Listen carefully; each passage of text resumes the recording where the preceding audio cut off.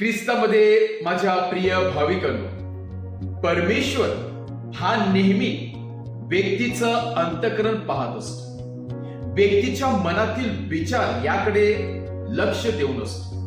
आपल्या मनामध्ये कुठले विचार चालू आहेत, आपलं अंतःकरण किंवा आपल्या अंतःकरणामध्ये काय आहे हे परमेश्वर जाणत असतो. आणि म्हणूनच शुद्ध अंतःकरणाचे लोक परमेश्वराला अतिप्रिय असतात.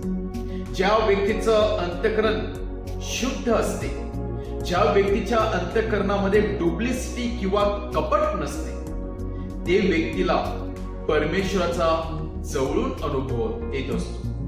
परंतु ज्या व्यक्तीचं अंतःकरण कपटाने भरलेलं आहे, स्वार्थीपणाने भरलेलं आहे, घाणीने भरलेलं आहे, अशा व्यक्तीचं जीवन हे देखील पूर्णपणे नकारात्मक होत असते.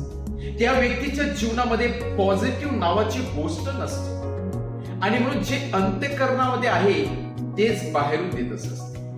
अंतःकरणाने शुद्ध निष्पापी असलेला व्यक्तीचा चेहरा बाहेरून नेहमी तेजस्वी दिसत असतो, प्रसन्न दिसत असतो. आणि त्या व्यक्तीला कुठल्याही प्रकारची सौंदर्य साधन वापरण्याची गरज नसते.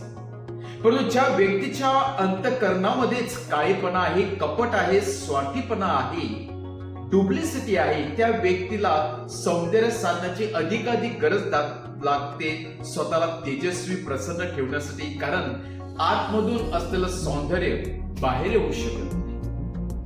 जे आतमध्येच नाही ते बाहेर येऊ शकत नाही. आणि म्हणूनच परत एकदा प्रभू येशू ख्रिस्त आजच्या शुभ वर्तमानामध्ये त्या शास्त्री आणि परुषी लोकांच्या अंतःकरणामध्ये असलेल्या डुप्लिसिटी विषयी किंवा कपटाविषयी त्यांच्यावरती टीकास्त्र सोडत आहे. जे शास्त्री परुषी लोक जे समाजाचे नेतृत्व करणारे होते, जे लोकांना योग्य ते मार्ग दाखवणारे होते, मात्र अशाच लोकांमुळे व्यक्तीचं जीवन अधिक कन्फ्यूज झालेलं होतं. मनुष्य अधिक गोंधळात पडलेलं होतं. जे व्यक्ती इतरांचे समाजसेवक असायला पाहिजे होते, शपथ असायला पाहिजे होते, ते मात्र लोकांना वेगळाच मार्ग दाखवतो. कारण त्यांच्यामध्ये स्वार्थीपणाची भावना होती, डुप्लिसिटी होती. आणि या गोष्टीकडे प्रभू येशू ख्रिस्त लक्ष केंद्र करत असताना त्यांच्यावरती टीका करत आहे व त्यांना सांगत आहे, पहिल्या प्रथम तुम्ही आतमधून आपली भांडी साफ करण्याचा प्रयत्न करा. आपलं अंतःकरण आतमधून शुद्ध करण्याचा प्रयत्न करा, म्हणजेच बाहेरून तुम्ही अधिक प्रसन्न दिसणार आहात. परंतु तुमच्यामध्ये डुप्लिसिटी असल्यामुळे तुम्ही एकमेकांना खाली पाडण्याचा प्रयत्न करा. तुम्ही स्वतः आतमध्ये जात नाही, तुम्ही स्वतः प्रवेश करत नाही आणि इतरांना देखील पुढे जाण्यासाठी तुम्ही तयारी दाखवत नाही.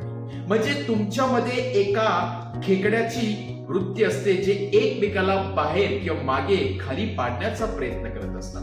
आणि हीच डुप्लिसिटी परमेश्वराला आवडत नाही. आणि म्हणूनच प्रभू येशू ख्रिस्त सांगत आहे, अंतःकरण शुद्ध करा. म्हणजेच काय? आपल्या अंतःकरणामध्ये जी स्वार्थीपणाची भावना आहे, इतरांना खाली पाडण्याची भावना आहे, या सर्वांपासून तुम्ही दूर राहा व आपलं अंतःकरणामध्ये शांती, प्रेम, क्षमा अशा प्रकारचे चांगले सद्गुण ठेवण्याचा प्रयत्न करा. म्हणजेच आपलं शरीर आपोआप प्रसन्न होणार आहे, आपोआप सुंदर दिसणार आहे. आज देऊळमाता आपल्या समोर संत मोनिका, एक महान शक्तिशाली आई हिचं उदाहरण ठेवत आहे. ज्या मोनिकाने अहोरात्र जवळजवळ 33 वर्ष आपल्या मुलाच्या परिवर्तनासाठी रडून प्रार्थना केली. आणि जवळजवळ 33 वर्षानंतर त्या एका स्त्रीचं, आईचं राहणं किंवा प्रार्थना परमेश्वरने ऐकली व त्याच्या मुलाला परत आणलं, त्याचं परिवर्तन केलं. ते म्हणजे संत ऑगस्टीन.